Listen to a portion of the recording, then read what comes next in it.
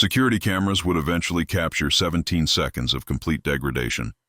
Yet they failed to record the sound of 28 years of carefully concealed anguish tearing apart like a reopened scar. Mackenzie. Frost found herself sprawled across the frigid linoleum of Lincoln High's central corridor, her professional dignities strewn about her alongside the documents that had spilled from her briefcase. Her trousers, the practical gray pants purchased from Target using her educator's discount, were wrapped around her ankles. Standing over her, Ethan Morrison and Jake Chen exchanged celebratory high-fives while their companions captured the moment on their mobile devices, their mocking laughter reverberating through the corridor like shattering glass. "Said you'd collapse without a fight," Ethan declared, his tone embodying the specific type of malice that stems from complete confidence in facing zero repercussions. The rigid woman required some loosening up. Mackenzie's hands trembled as she pulled up her pants, her cheeks flushing not merely from shame, but from the recognizable sensation of helplessness. The hallway contained students, perhaps 50 or 60 observers, yet none stepped forward to assist. They simply observed, some with compassion, most with that vacant detachment of individuals relieved they weren't the target. She rose gradually, mechanically collecting her dispersed papers, a quiz on binary code, the following day's lesson plan on ethical hacking, the recommendation letter she'd been composing for Sophia Martinez, her most gifted student, who now stood immobilized near her locker with tears flowing down her cheeks. "What's the matter, Miss Frost?" Jake moved closer, his cologne, likely an expensive gift from his father, turning her stomach. "Planning to weep? Going to run to Principal Roberts?" She remained silent, unable to respond because in that instant she wasn't standing in Lincoln High's corridor. She was 13 again in a Southside Chicago foster home, and the hands grasping at her belonged to someone entirely different, someone who'd whispered comparable words, someone who'd taught her that justice was merely a term people employed when pretending the world operated fairly. The bell sounded.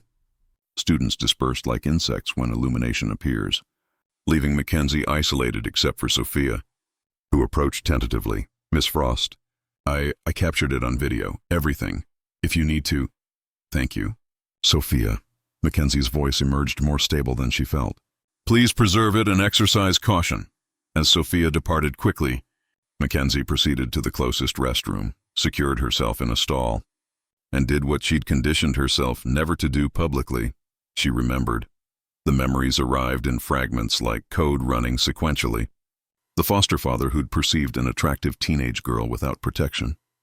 The court proceedings where his attorney had demolished her testimony, portraying her as a troubled child seeking attention.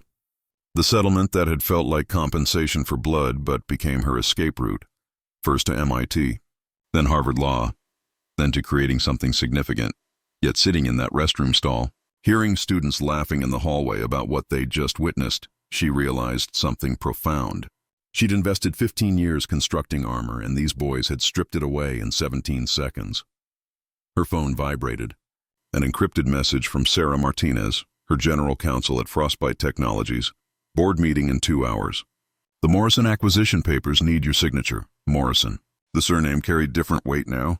David Morrison, Ethan's father, CFO of Kinetic Industries, the man whose company she was preparing to acquire for $800 million. The man whose financial documentation her forensic accountants had been quietly examining for months, discovering discrepancies suggesting something far darker than creative bookkeeping.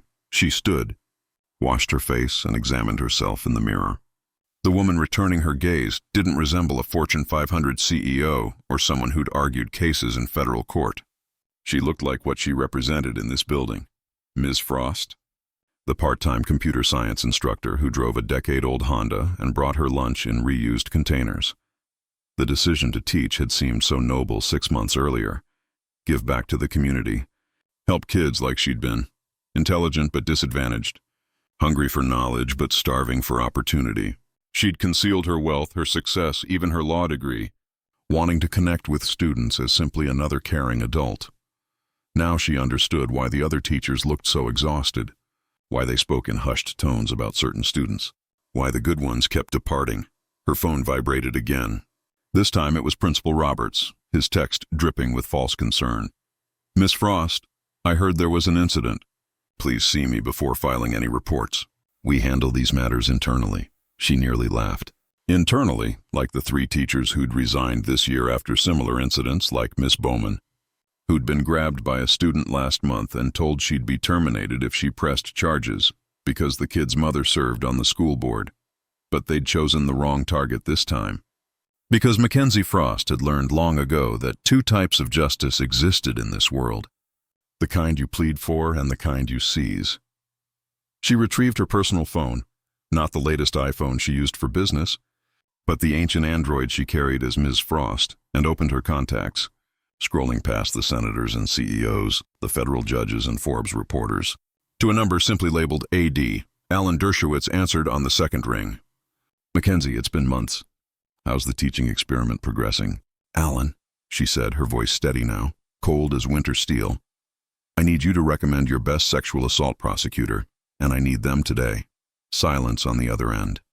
Then, what happened? What always happens, she said, except this time it happened to someone who can retaliate. She terminated the call and exited the bathroom. The hallway was empty now, but she could sense eyes watching from classroom doorways. Word traveled rapidly in high schools. By now, everyone knew what had occurred to the peculiar computer teacher who actually cared about her students. Her classroom was supposed to be her sanctuary. 24 computers she'd purchased with her teacher's salary. Actually, she'd written herself a check from one of her shell companies. Posters about women in technology. A corner library of programming books. But today, it felt like a cage. She sat at her desk and opened her laptop. Not the school-issued Dell that barely ran Windows, but her personal machine, encrypted and secure.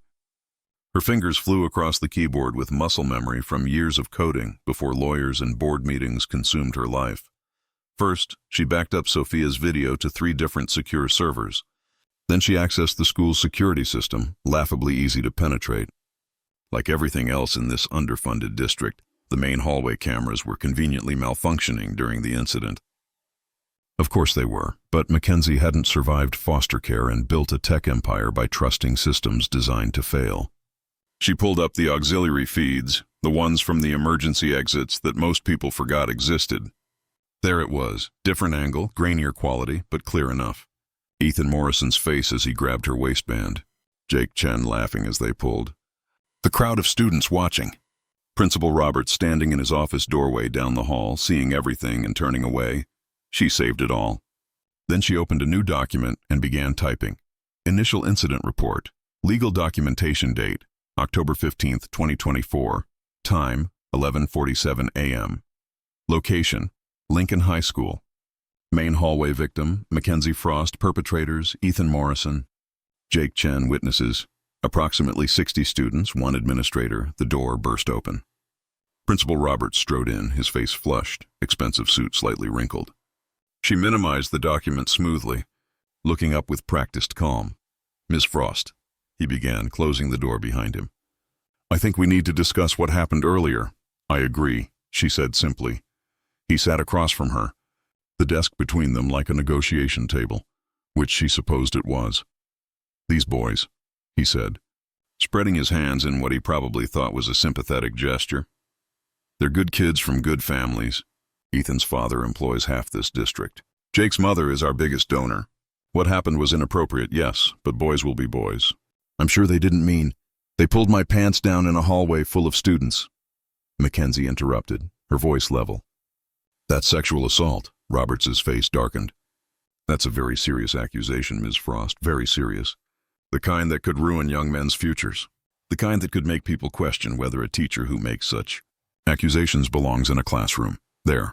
It was the threat delivered, with all the subtlety of a sledgehammer. Are you threatening my job, Principal Roberts? He leaned back, smiled. I'm trying to protect you. You're new here. You don't understand how things work. These families, they have lawyers, resources. They could make your life very difficult. But if we handle this internally, a suspension, maybe some community service, everyone moves on. Everyone stays happy. Mackenzie studied him, noting the Rolex barely hidden by his sleeve, the manicured nails, the subtle bulge of a wallet that probably held more cash than most teachers saw in a month. She'd seen his type in boardrooms, men who'd traded their souls so long ago they'd forgotten they ever had them. I need to think about it, she said. Relief flooded his features. Of course, take the day. Tomorrow we'll sit down with the boys and their parents, work out something reasonable. You'll see, Miss Frost. This is best for everyone. He left, and Mackenzie sat in the silence, processing. Tomorrow. He wanted to bury this by tomorrow, which meant tonight phones would ring, lawyers would be retained, stories would be coordinated, evidence would disappear. If she'd been who she pretended to be, just Miss Frost, part-time teacher, nobody special, that might have worked. She might have folded, taken whatever crumbs they offered, added her name to the list of educators ground down by a system designed to protect everyone but them. But she wasn't just Ms. Frost. She picked up her phone, scrolled to another contact. Sarah Martinez answered immediately. Mackenzie, how did the... Clear my schedule for the next 48 hours, Mackenzie said. All of it. Board meeting, acquisition talks, everything. What's going on? Remember what I told you about why I started the education initiative? Why I wanted to teach? To give back, to help kids who... Sarah paused. Mackenzie, what happened? They triggered me, Sarah. 2 entitled boys with connected parents. And now they're about to learn what happens when you assault someone who spent 15 years preparing for this moment. Do you need me to... I need you to pull everything we have on David Morrison. Every financial record, every email, every parking ticket, and I need our best forensic accountant ready to testify. Testify? Mackenzie, he's about to sign an $800 million... Not anymore, Mackenzie said. He's about to learn his son attacked the wrong teacher. She hung up and opened her laptop again. The document was still there, waiting. She continued typing, her fingers steady now, each word a brick in the wall she was building. Outside her window, students streamed across the campus, backpacks bouncing, lives continuing as if nothing had happened. But in her peripheral vision, she caught movement. Ethan Morrison and Jake Chen walking with a group of friends, all of them laughing. One of them, she couldn't see who, made a pulling motion with his hands. The others erupted in fresh laughter. Something cold crystallized in Mackenzie's chest. Not anger. She'd moved past anger years ago. This was older, deeper. This was the feeling that had driven her through foster care, through law school, through 100-hour weeks building her company. The absolute certainty that the world wouldn't deliver justice unless you forced it to. Her computer dinged. A new email, sender blocked. She almost deleted it, then noticed the subject line. We know who you really are. Her blood chilled as she opened it. A single line of text. Drop this or everyone finds out about frostbite. She stared at the screen. Someone knew. But who? And more importantly, how much did they know? Another ding. This time, a photo. Her at last month's Forbes Tech Summit, standing between Mark Zuckerberg and Sundar Pichai. The caption, Mackenzie Frost, CEO of Frostbite Technologies, discussing the future of AI ethics. Her hands trembled slightly as she closed the laptop. Someone was playing a game, but they'd made a crucial error. They thought exposure was her weakness. They thought she was hiding out of shame or fear. They had no idea she'd been hiding out of mercy. If this reminds you of someone who fought battles you never knew about, who carried wounds they never showed, maybe it's time to ask them their story. Sometimes the strongest people in our lives are the ones we mistake for the weakest. The afternoon crawled by. She taught her remaining classes on autopilot, noting how students whispered when she entered, how some looked at her with pity while others smirked. The story was already mutating, growing in the retelling. By tomorrow, who knew what version would be accepted as truth? At 3:15, as the final bell rang, Sophia Martinez approached her desk again, clutching her phone like a lifeline, her usual confidence cracked. Miss Frost, I heard Principal Roberts talking to Ethan's dad. They're saying if anyone shares videos of what happened, they'll be expelled. My mom works for Mr. Morrison's company. She needs that job. I don't know what to do. Mackenzie looked at this brilliant girl, saw herself 15 years ago, caught between justice and survival. The system was already working, crushing potential witnesses, ensuring silence. Sophia, she said carefully, I would never ask you to risk your family's security. Whatever you decide, I understand. Sophia's eyes filled with tears. But it's not right, what they did to you. And they're going to get away with it. They always get away with it. Do they? Mackenzie asked softly. Do they always get away with it? Before Sophia could answer, Mackenzie's phone rang. Unknown number, she answered wearily. Miss Frost? The voice was female, nervous. This is Jennifer Chen, Jake's mother. I heard about the incident today. I was wondering if we could meet privately tonight. Mackenzie's mind raced. Jake's mother, wife of a federal judge, board member of 3 nonprofits, and now apparently worried enough to break ranks. Where? Mackenzie asked. The coffee shop on Maple Street? 8 o'clock? Please come alone. There are things you need to know about the boys, about the school, about why this keeps happening. The line went dead. Mackenzie looked at Sophia, who was watching with wide eyes. Ms. Frost, are you okay? I'm fine, Sophia. But I need you to do something for me. Whatever happens in the next few days, whatever you hear about me, remember this. Sometimes the biggest surprises come in the smallest packages. And sometimes, the best teachers are the ones who show you how to fight back. Sophia nodded, confused but trusting. As she left, Mackenzie pulled out her secure phone one more time. She had 4 hours until the meeting with Jennifer Chen. 4 hours to decide whether to show up as Ms. Frost, the helpless teacher, or begin revealing who she really was. The email stared at her from her laptop screen.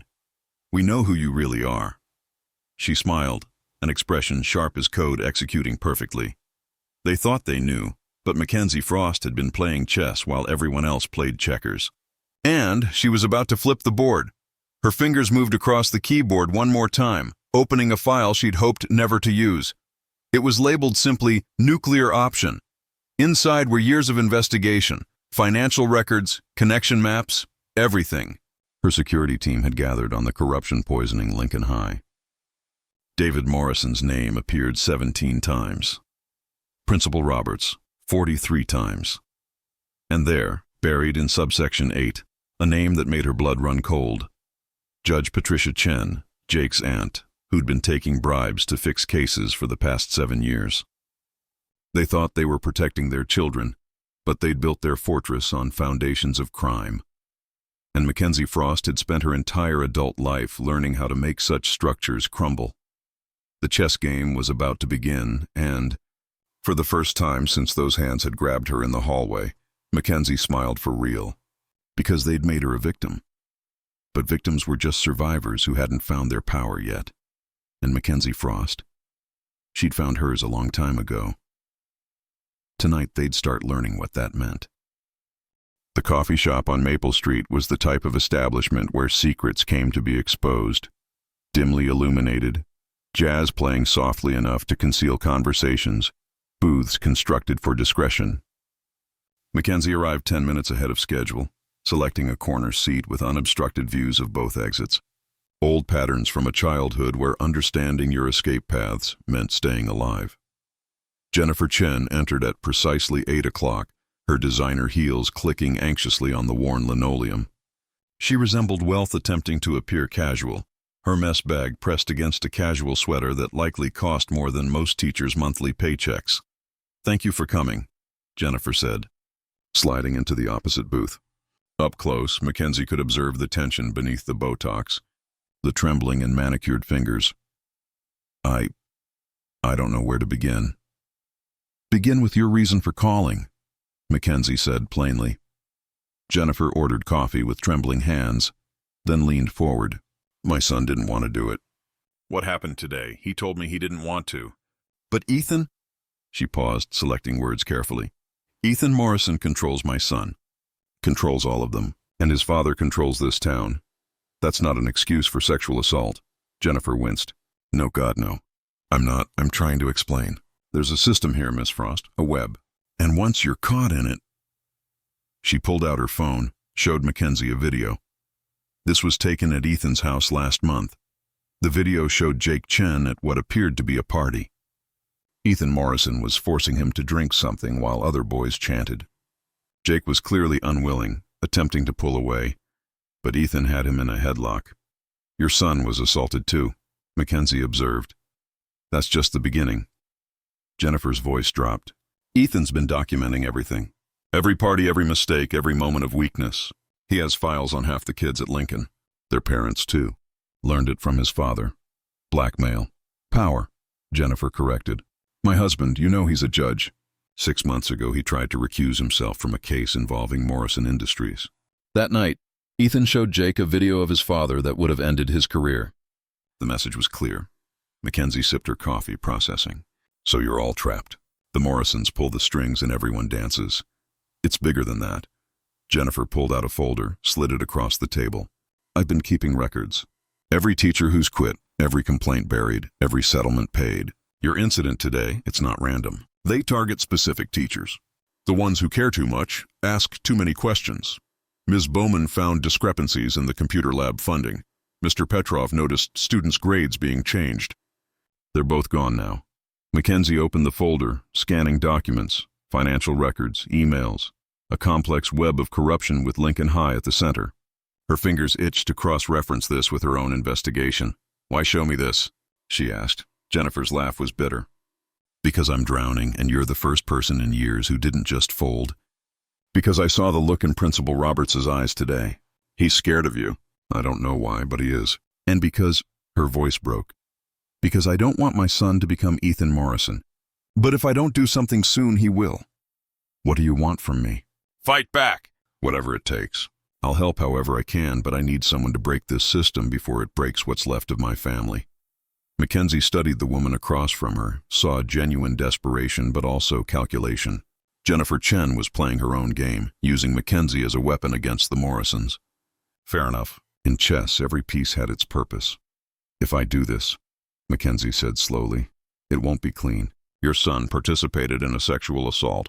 There will be consequences. I know. Jennifer's eyes were wet but determined. He needs consequences, real ones.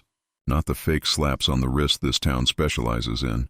Maybe if he faces real justice now, he won't turn into his father? Jennifer's silence was answer enough. As they parted ways, Jennifer pressed something into Mackenzie's hand. A USB drive. Everything I couldn't put on paper, she whispered. Be careful. David Morrison destroys people for sport. Mackenzie pocketed the drive, watching Jennifer's Mercedes disappear into the night. Then she walked to her own car, not the Honda she drove to school, but the Tesla she'd parked 3 blocks away. Time to stop pretending she was powerless. Her penthouse apartment downtown was a different universe from Ms. Frost's supposed studio in the suburbs.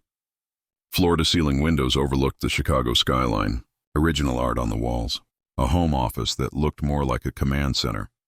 She plugged Jennifer's USB drive into an air-gapped laptop, running security scans before accessing the contents. What she found made her stomach turn. Videos, dozens of them. Students being hazed, humiliated, assaulted, teachers being threatened, parents in compromising positions.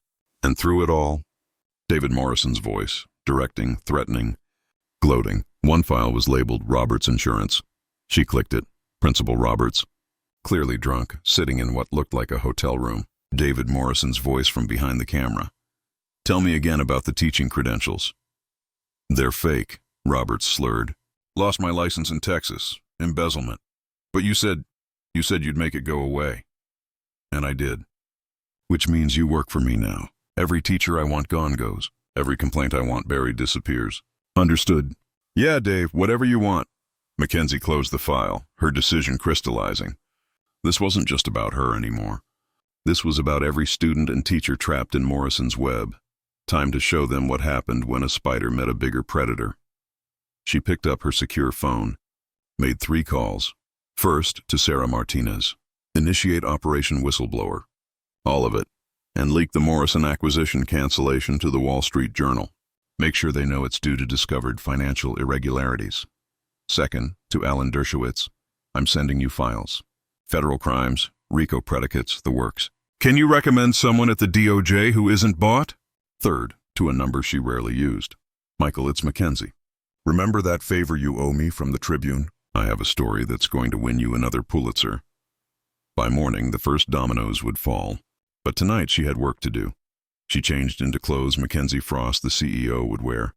Tailored pants, silk blouse, the kind of understated elegance that whispered rather than shouted power. Then she drove back to Lincoln High, using her teacher's key to enter through a side door. The school at night felt different. Shadows pooled in corners where desperation lived during daylight. She made her way to the main office, picked the lock on Roberts's door, a skill learned in foster care perfected at MIT, and began photographing everything. She was deep in filing cabinets when footsteps echoed in the hallway. Mackenzie froze, then relaxed. She recognized that gait, heavy, deliberate, arrogant. Principal Roberts appeared in the doorway, flanked by David Morrison himself. Both men looked like they'd been drinking. Morrison's eyes glittered with the kind of rage that preceded violence. "Miss Frost," Roberts said, trying for authoritative but achieving only drunk. "Breaking and entering is a crime. So is falsifying teaching credentials," Mackenzie replied calmly, holding up the documents she'd found. "Texas really should update their database security." Morrison stepped forward. He was a big man, soft around the middle, but still intimidating. "You stupid bitch. Do you have any idea who you're fucking with?" "David Morrison," Mackenzie recited. "CFO of Kinetic Industries, currently embezzling approximately $4.7 million through false invoicing, bribing Judge Patricia Chen for favorable rulings, running a blackmail ring that would make the FBI's organized crime unit salivate." "Did I miss anything?" Morrison's face went purple. "You're nobody. A part-time teacher who couldn't even keep her pants on in the hallway. Who's going to believe you?" Mackenzie smiled. "The Wall Street Journal, for starters."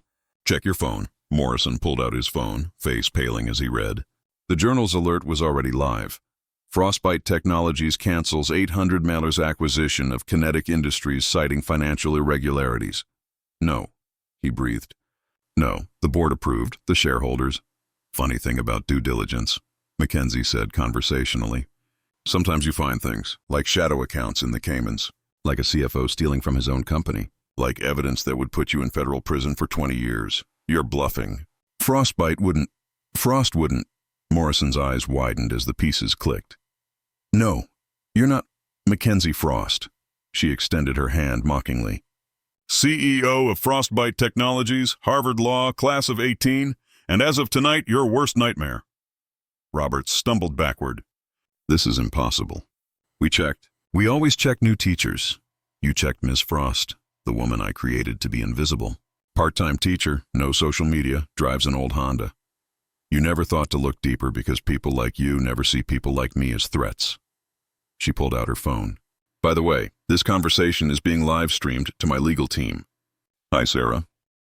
"Hi, Mackenzie." Sarah's voice came through the speaker. "Police are 8 minutes out." Morrison lunged at her. "You fucking—" She sidestepped smoothly, using his momentum to send him crashing into Roberts's desk. Years of Krav Maga training, another gift from her paranoid youth. "Assault," she noted clinically. "Add that to the charges." Sirens wailed in the distance. Morrison scrambled to his feet, desperation replacing rage. "We can work this out.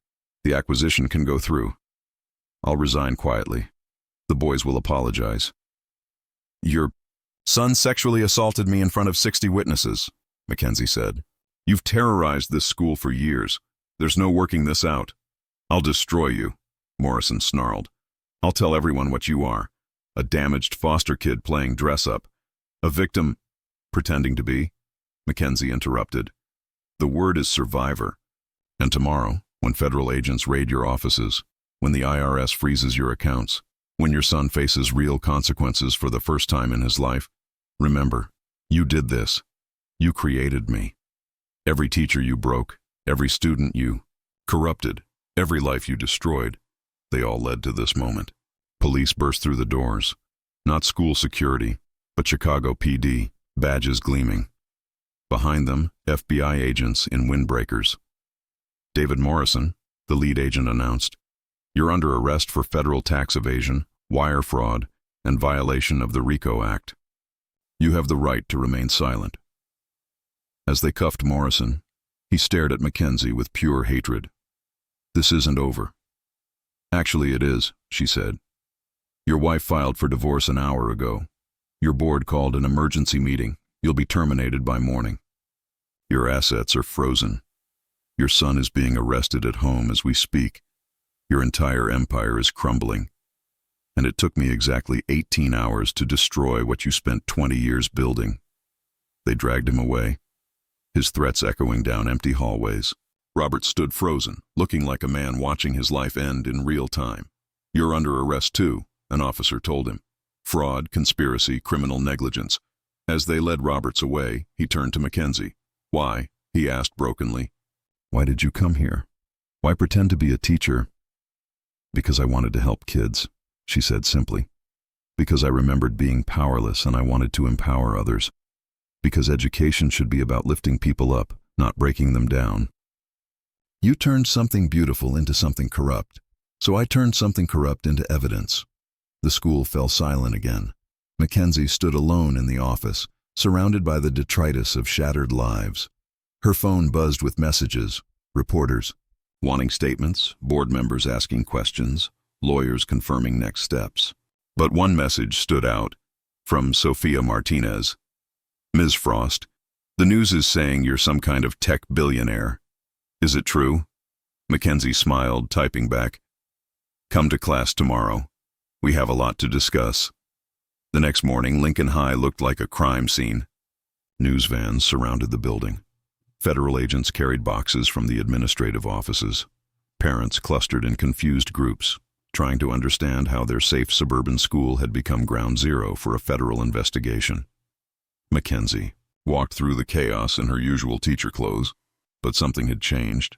Students stared openly, some with awe, some with fear, many with a kind of desperate hope. Her classroom was packed, not just her regular students, but kids from every grade, crammed in doorways, sitting on desks. Sophia Martinez sat front row center, eyes bright with 1,000 questions.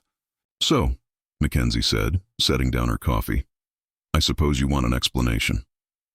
Nervous laughter rippled through the room.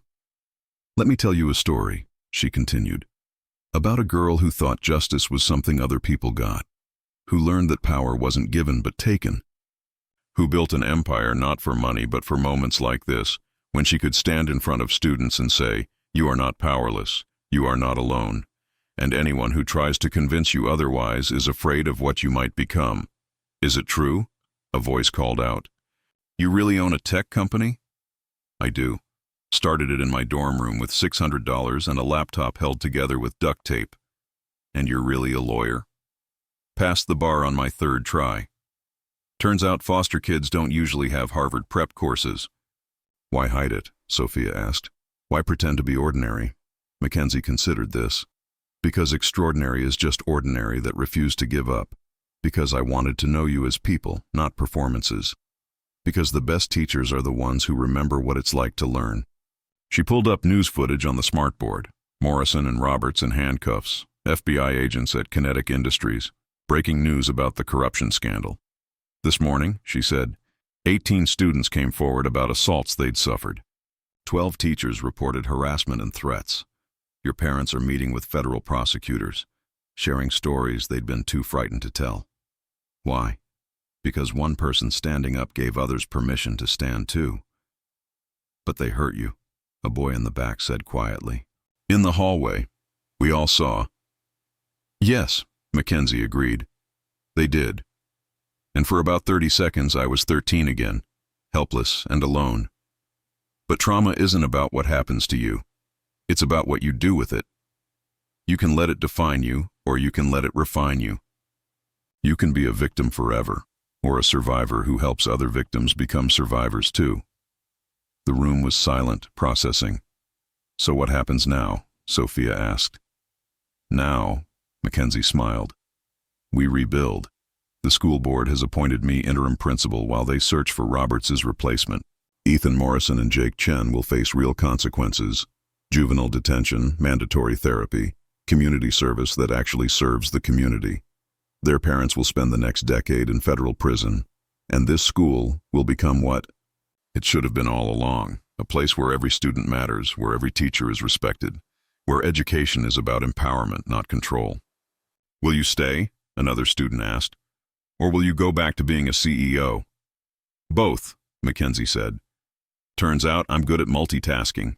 Monday, Wednesday, Friday, I'll be here, teaching, mentoring, making sure nothing like this happens again. The rest of the week I'll run Frostbite, but with a new mission, creating technology that protects the vulnerable, empowers the overlooked, and disrupts systems of oppression. Can we? Sophia hesitated. Can we learn that? The real stuff? Not just basic coding, but how to build things that matter. That's exactly what we're going to learn. Starting today, this classroom becomes an incubator. You'll learn to code, yes, but also to think, to question, to build.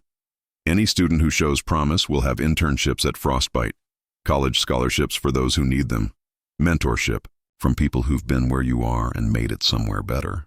The bell rang, but nobody moved. One more thing, Mackenzie said. Jennifer Chen asked me to read this. She pulled out a letter. Jake wanted to apologize personally, but he's in custody. He wrote, "I'm sorry for what I did. I knew it was wrong, but was too scared to say no. That's not an excuse. I hurt someone who was trying to help me. I promise to earn forgiveness, not expect it. And I hope other kids learn from my mistake. Being scared doesn't justify making others afraid." She folded the letter. That takes courage. Real courage. The kind that changes lives. As students finally filed out, many stopped to thank her, to share their own stories, to ask for help. Sophia lingered until they were alone. "You could have just had them arrested quietly," Sophia said. "Why make it so public?" "Because corruption grows in darkness," Mackenzie replied. "Because other schools have their own David Morrisons, and now they're scared. Because somewhere there's a foster kid who thinks power belongs to other people, and maybe they'll see this and think differently. Because justice done quietly isn't justice, it's just revenge with better PR." Sophia nodded slowly. "Miss Frost, what you said about trauma, about refining instead of defining. My dad died when I was 8. My mom works 3 jobs. Sometimes I feel like I'm drowning. Like no matter how hard I work, people like the Morrisons will always win." Mackenzie looked at this brilliant girl carrying too much weight. "Come here after school. Bring your laptop. We're going to build something together." "Build what?" "An app for students to report abuse anonymously, for teachers to document harassment safely, for parents to track where their tax dollars really go. We'll call it SHIELD, and we'll make it free for every school in America. You'll lead the UI team." Sophia's eyes widened. "But I'm 17. I don't know enough." "Neither did I when I started. But you know what matters, how it feels to be powerless.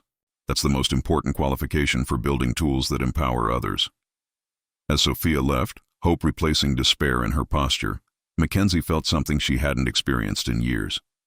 Not satisfaction. She'd felt that closing deals, winning cases.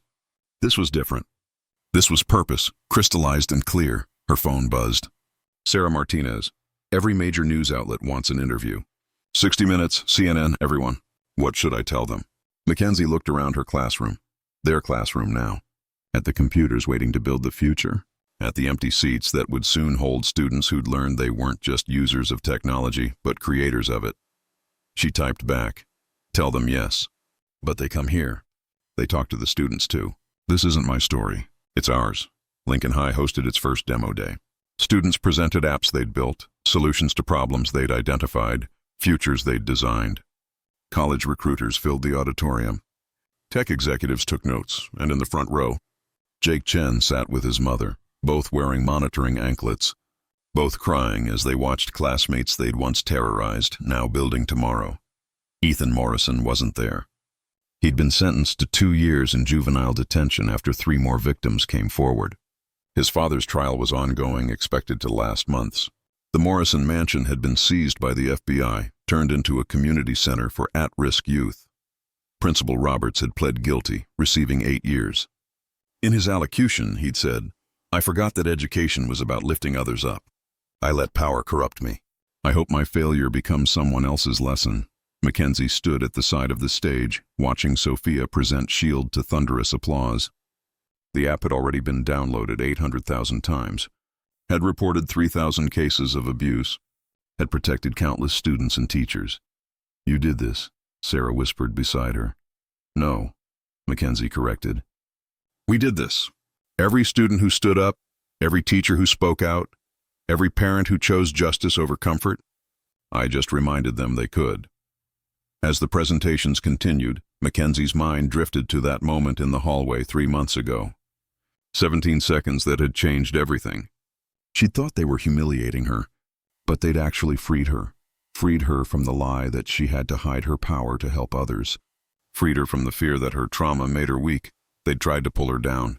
Instead, they'd reminded her how to rise, and in rising, she'd shown others they could rise too. The event ended with a standing ovation. Students hugged. Teachers cried. Parents apologized for years of silence.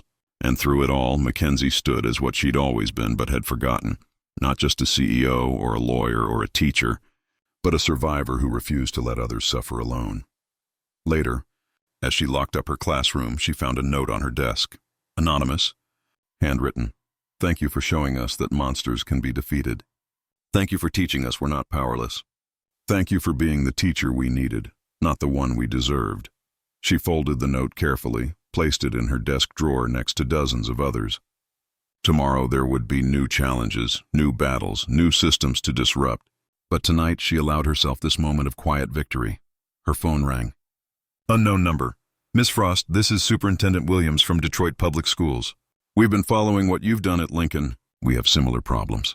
Would you consider consulting? Mackenzie smiled. Send me the details. But know this, I don't do Band-Aids. If you want my help, be prepared for revolution. That's exactly what we need.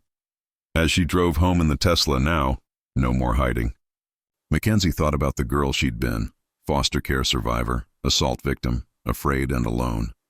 That girl had built an empire not for wealth, but for moments like this, when power could protect instead of prey, when justice could flow like code executing perfectly, when one person standing up could teach others they'd been standing all along. They just needed permission to be seen.